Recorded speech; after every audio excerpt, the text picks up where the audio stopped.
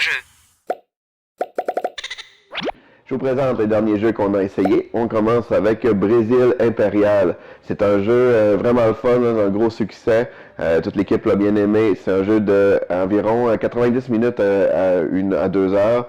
C'est 1 à 4 joueurs, puis il est parti pour 14 ans et plus. C'est un jeu qui mélange les aspects d'exploration, de conquête, de gestion de ressources. On va faire de la construction. C'est très varié, c'est le fun. Ceux qui connaissent le jeu Scythe, on retrouve plusieurs similitudes dans les mécaniques, mais c'est quand même une dynamique quand même assez différente, puis c'est un peu plus simple et surtout beaucoup plus fluide, j'ai trouvé personnellement comme jeu.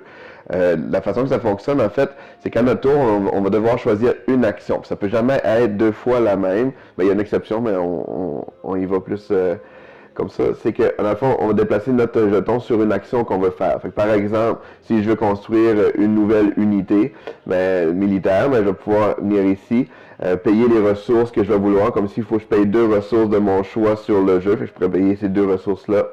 Et puis, je vais pouvoir déployer l'archer sur une de mes villes à moi, comme ça. De mes cités à moi, comme ça. Et ensuite, je vais pouvoir piocher des cartes que je vais vous expliquer après qu'est-ce que ça fait. Fait que, en gros, ça va être ça. Comme que vous pouvez voir aussi, c'est que les ressources sont sur le jeu. Ça, c'est un aspect que j'ai bien aimé. C'est vraiment En fait, c'est ce qui fait la genre de tension dans le jeu, c'est que les ressources sont toujours sur nos villes. Donc, si une armée vient, si je réussis à déplacer mon canon tranquillement au fil des parties, je m'en viens le mettre ici. Mais maintenant, même si la ville appartient à mon adversaire, les ressources, je peux les utiliser pour moi pour faire mes constructions. Fait que c'est un jeu qui a quand même... C'est pas un jeu qui a énormément de batailles entre les joueurs, mais c'est un jeu qu'on garde une grande tension pour protéger nos acquis. On va construire plusieurs choses, c'est le fun, quand on fait l'action construction, mettons que je veux construire une nouvelle scierie, mais là, on va avoir ici, en fait, un comptoir, mais ça va me coûter, ça va me coûter les ressources qui sont ici, comme ici, ça va un bois et une ressource de mon choix. Je vais pouvoir la placer sur un endroit où il y a du bois, puis ça va me donner un bois et un or. Fait qu'on met les ressources directement sur le jeu comme ça. Fait qu'on va pouvoir, en gros, les actions, c'est pas mal ça. C'est déployer les unités, aller s'acheter des cartes dans le marché qui nous permet d'avoir des habilités. Des fois, c'est instantané, des fois, c'est au fil des parties. C'est des bonus de points aussi pour la fin de la partie. Si on vient jouer ici, ça nous permet des unités, des villes qui sont vides, qu'on a vidées. On peut soit les tourner de bord pour les remplir ou tout simplement les remplir de nouveau. Fait que c'est un peu l'équivalent de faire une production. On a ici qui nous permet de faire des améliorations de notre plateau. Ça, c'est un aspect que j'aime beaucoup. Fait comme si je viens acheter, mettons, celui-ci, ça va falloir que je paie mes ressources, là, les 2 bois. Mais je vais pouvoir venir le mettre dans une des actions qui a un carré. Fait que je pourrais venir le mettre ici. Fait que la première fois que je vais faire mon action de rénover, mais je vais pouvoir avoir un rabais d'une ressource. J'économise une ressource pour faire l'action. Fait que chaque action, il y a plein de façons d'améliorer nos choses. Il y a plusieurs types d'unités qui nous aident, qui ont certains pouvoirs militaires, mais qu'en plus, ils vont avoir certaines fonctions. Comme celle-là, elle peut déplacer une autre unité avec elle. Elle peut faire le canon peut faire une attaque à distance. Quand on fait une attaque entre les joueurs, mais là, il y a un petit aspect bluff, c'est on va cumuler des cartes comme ça de combat.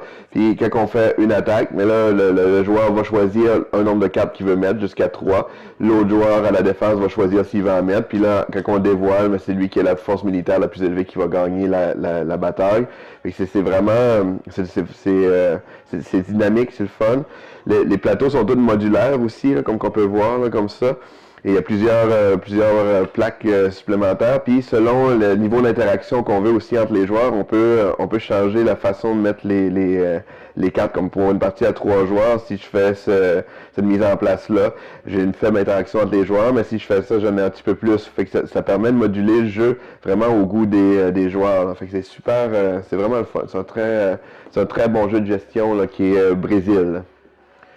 On a aussi joué à Cloud Age. C'est un jeu pour 10 ans et plus, 1 à 4 joueurs, des parties d'environ 60 minutes. C'est un jeu d'Alexander Pfister. C'est un de mes auteurs préférés. C'est lui qui a fait Maracaibo. Il a fait aussi Expédition to New Dale. C'est encore une fois là, à la hauteur de ses créations. Là, on a trouvé ça excellent. C'est pas un jeu c'est un jeu... ben, c'est quand même complexe de gestion de ressources, mais quand même pas trop. Fait que on embarque vite dans le jeu. Fait que j'ai bien aimé ça. Il y a un petit côté deck building. La façon que ça fonctionne, en fait, c'est que à notre tour, on va piocher 2 cartes de notre pioche. La carte la plus faible va nous servir soit à augmenter notre énergie ici, je vais expliquer plus tard à quoi ça va servir, ou à nous faire piocher des cartes qu'on va pouvoir servir pour faire des améliorations dans le fond. On va revenir aussi avec les cartes.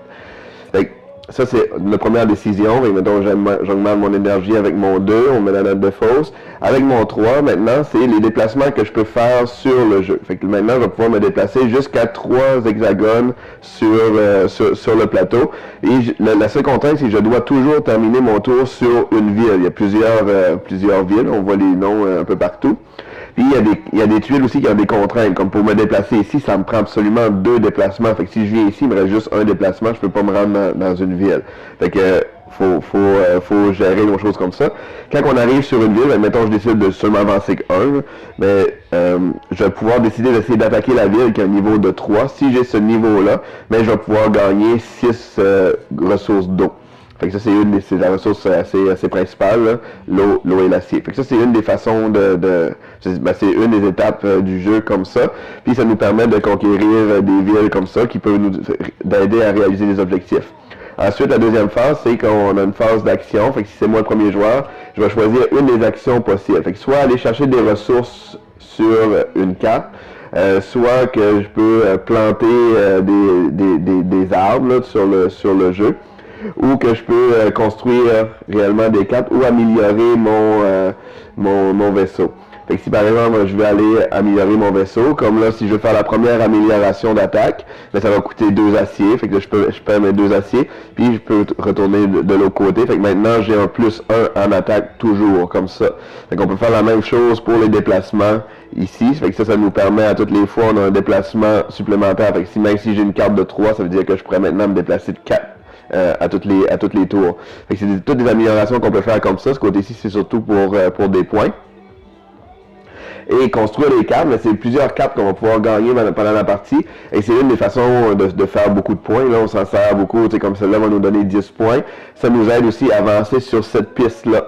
Puis ça, cette piste-là, j'ai aussi trouvé intéressante parce que dans le fond, elle nous permet, plus qu'on avance, c'est de l'énergie qu'on va pouvoir dépenser pour gagner de l'eau et des points. Fait que plus vite qu'on avance dans la partie là-dessus, on va générer des points tous les tours au lieu de juste se fier vraiment aux cartes comme ça. Fait qu'on a des cartes qui vont nous aider à nous améliorer, donner plus donner plus de cartes. Il y en a qui vont nous permettre d'avoir des bonus, des fonctions spéciales pendant la partie. Les autres fonctions qu'on peut faire que j'ai trouvé super intéressantes aussi, c'est qu'on peut aller essayer de trouver des ressources supplémentaires. Donc, si j'ai vraiment besoin d'acier, par exemple, ben, je peux aller sur une des cartes que je crois qu'il y a de l'acier et on y va comme ça. Fait qu'on peut se fier vraiment aux images. Fait que ça, c'est comme intéressant. Fait que, si on veut de l'acier, ça va être les genres de mines grises comme ça. Ici, il y en a pas, on n'en voit pas beaucoup parce que c'est caché par le nuage, mais là, je peux prendre une chance. L'autre joueur peut dire, celle-là, il a l'air d'avoir beaucoup. En fait, s'il veut participer, ici, il a l'air d'avoir pas mal d'énergie. Fait qu'on y va pour l'énergie comme ça. Et ensuite, on dévoile la carte. Puis là, ça va nous dire chaque joueur comment qu'il va avoir. Fait que là, l'énergie, finalement, il n'y en avait pas tant. Il avait juste dans les 2 extrémités. Fait que ça lui donne une énergie. Et l'acier, ça va m'en donner un comme ça. Mais vu que j'étais le premier joueur, je gagne aussi cette carte-là que je vais placer dans mon deck là, pour plus tard. Fait que ça m'aide à avoir des bons chiffres pour avancer dans le jeu.